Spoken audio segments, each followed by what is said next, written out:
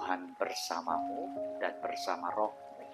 Inilah Injil suci menurut Yohanes.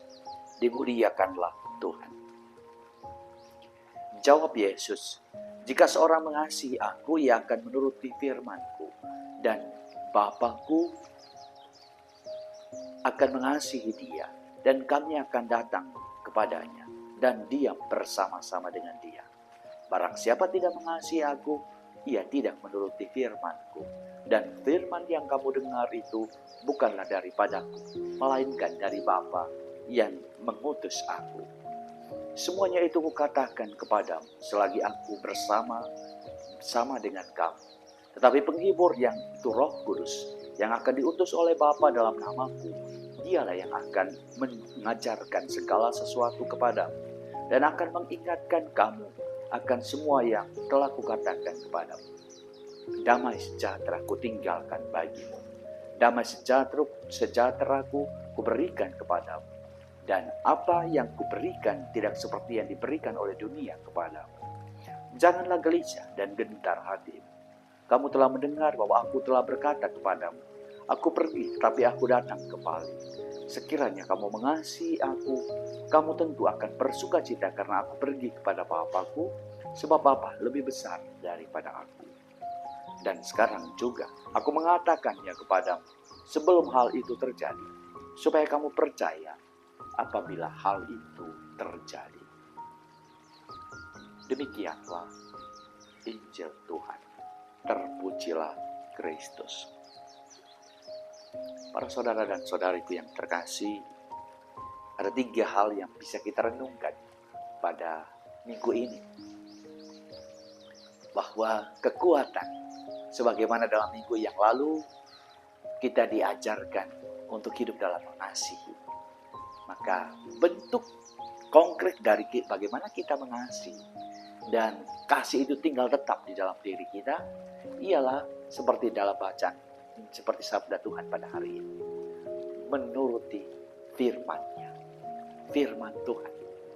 Maka bentuk konkret, Bapak Ibu setiap minggu Bapak Ibu pergi ke hari Minggu, mendengarkan bacaan, mendengarkan khotbah para pastor, dan menyerap apa yang didengar dan direnungkan, itu menjadi pedoman hidup untuk minggu itu dalam perjalanan hidup.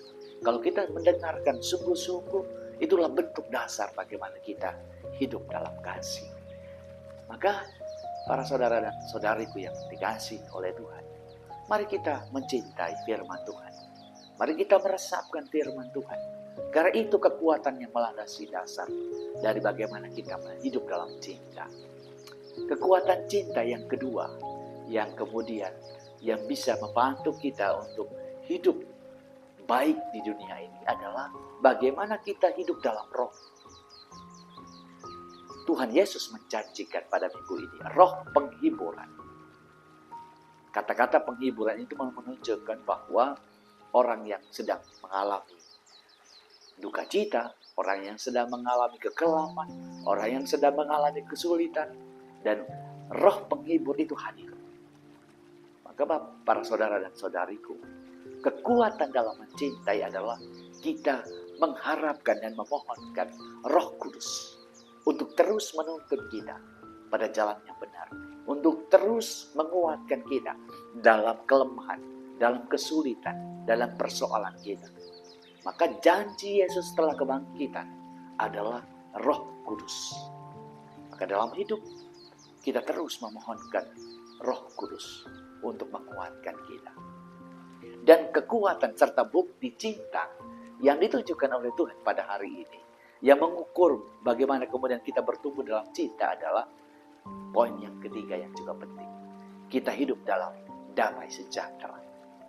Jadi kalau kemudian kita hidup pertama dalam poin pertama, Tuhan berpesan, tinggallah dalam firman, mendengarkan firman, memohonkan Roh Kudus. Kalau poin yang pertama dan kedua, kita sungguh-sungguh menghayati dan memohonkan itu, maka hasilnya adalah kita hidup dalam damai sejahtera. Maka mari, itu 3 langkah para saudara dan saudariku untuk bagaimana kita kemudian memperoleh damai sejahtera. Maka tinggallah dalam damai sejahtera dalam hidup. Karena itulah corak dasar dari hidup kita sebagai orang Kristen, hidup dalam damai, terus membawa damai kepada setiap orang yang kita jumpai. Karena kita memiliki kekuatan pertama-tama oleh sabda Tuhan, dengan merenungkan, meresapkan sabda Tuhan, firman Tuhan, dan memohonkan kekuatan Roh Kudus dalam setiap perjalanan hidup kita. Semoga Roh Kudus membantu kita, menuntun kita untuk terus bertumbuh dalam cinta akan Tuhan dan sesama. Berkat Tuhan selalu menyertai kita.